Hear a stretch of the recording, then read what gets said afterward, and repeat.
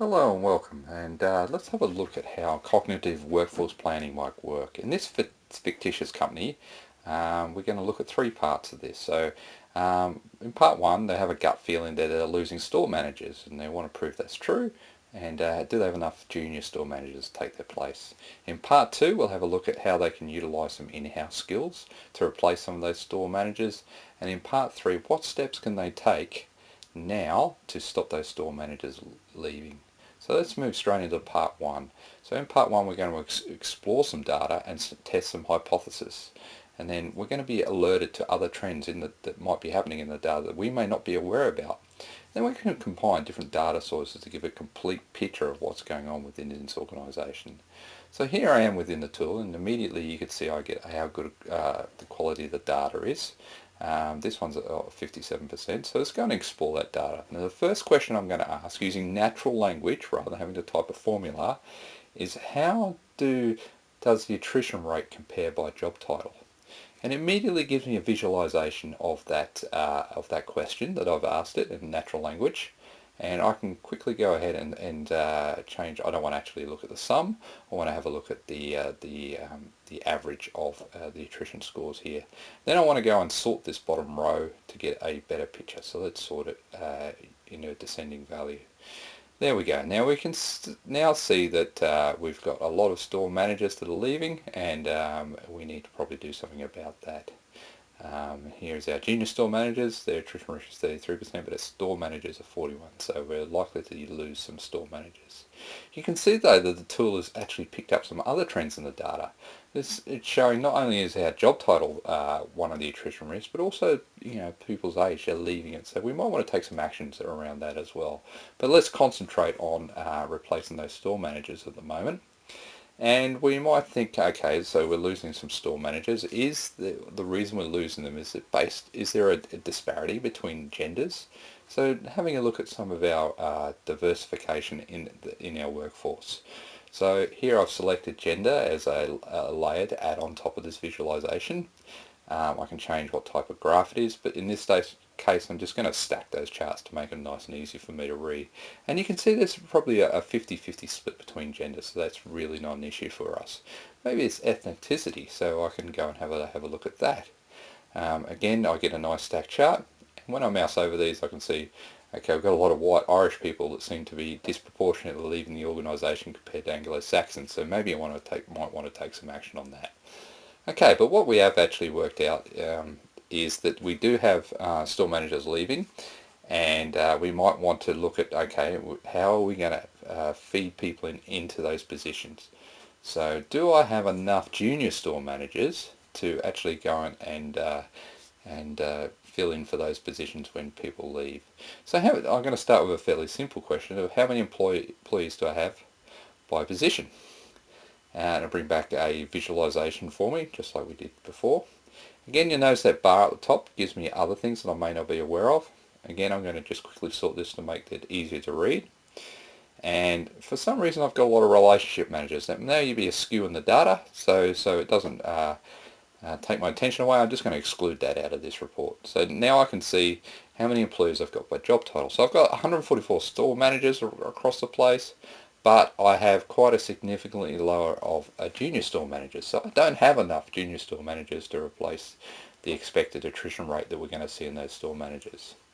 So let's go and have a look at not only how many I've got, but what is their potential. So I've got a field here that carries their potential, high, medium and low.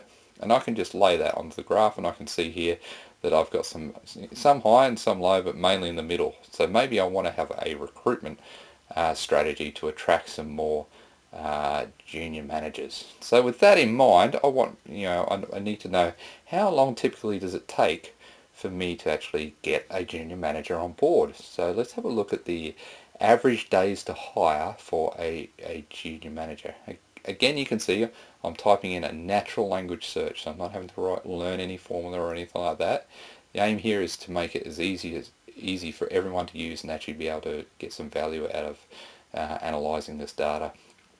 So I can get a visualization. Oh my goodness, you can see instantly that I've got my junior store managers are taking a long time to hire, so I might need to start my recruitment campaign early. And you can also see again the value of that bar across the top of trends in the data we may not know about. And you can see by age, so the younger audience are taking a longer time to hire, so that we might need to keep that in mind when we're thinking about our recruitment strategy. Now I might need to alert other people about this fact, and I can go and actually export any of these visualizations into PowerPoint and be able to share them around our organisation. Makes it nice and easy to collaborative work on these problems. So what we explored a hypothesis of we needed more junior managers, so to help us make better informed decisions. We were alerted to other trends in the data. We saw that age and those other factors can help us make better decisions by alerting us to those trends in the data.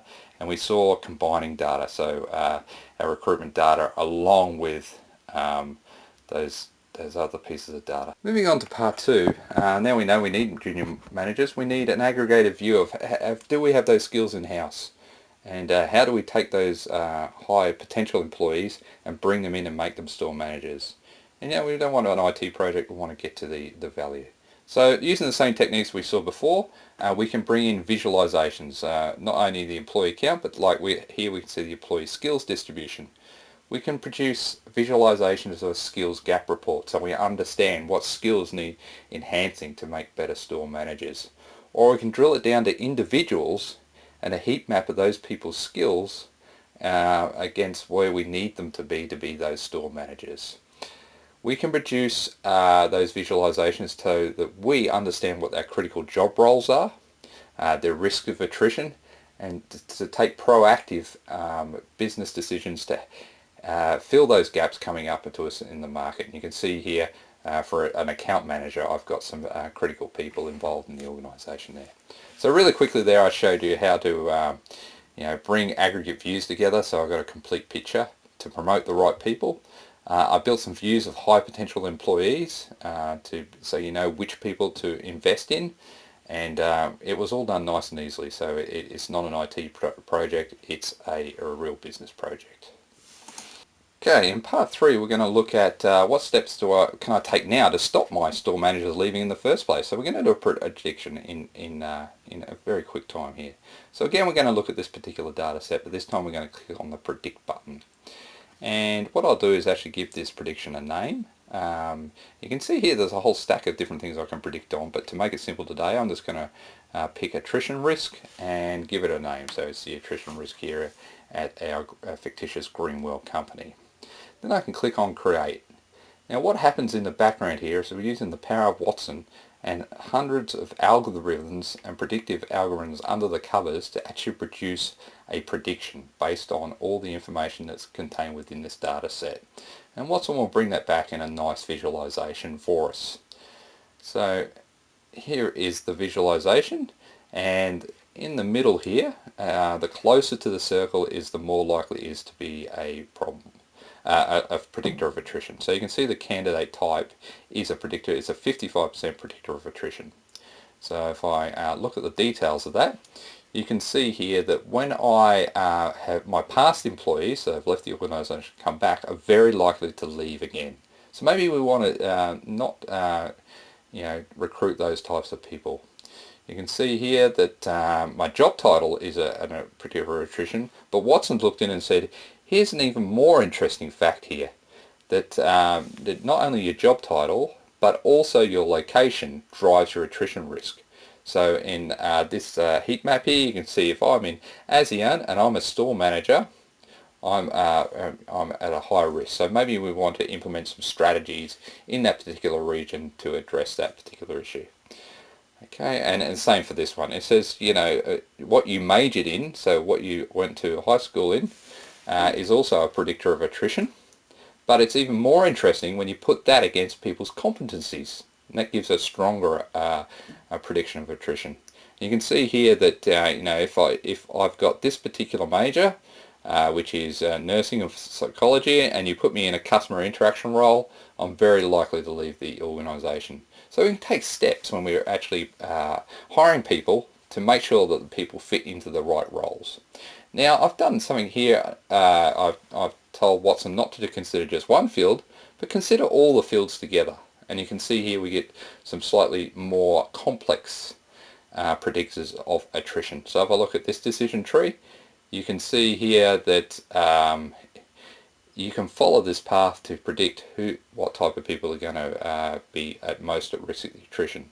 So you can see if I was a past employee and a female, I'm very likely to leave the organisation. If I was an internal hire, I'm a store manager and I'm female, I'm a 38% chance of leaving, and you can see some statistics around why that is so. So you can influence these factors now to change what's going to happen into your organisation into the future. It can be a very, very powerful tool. Now we just looked at attrition today, but it can predict on so many other factors. Now we talked about data score right up front. There is a report on the data score, so you can see down here what fields Watson found of interest. So here we're looking at 20 fields have skewed distribution. 70 fields had particular outliers, and I can go in there and see details of what exactly in the data was driving Watson to make those decisions. So if I want to and get even more accurate prediction, I can go and clean those particular data fields up, and Watson will hopefully find even more interesting information within the data. Alright, so that's using predictions, very powerful tool. And we quickly saw there that you could quickly see what is happening within the business now that will affect it into the future and make the appropriate changes. Okay, so what we saw through those series of demonstrations is using a cognitive analytics tool to help us solve some business problems. We had a look at testing some hypotheses that we were losing our store managers, and did we have enough junior store managers to take their place?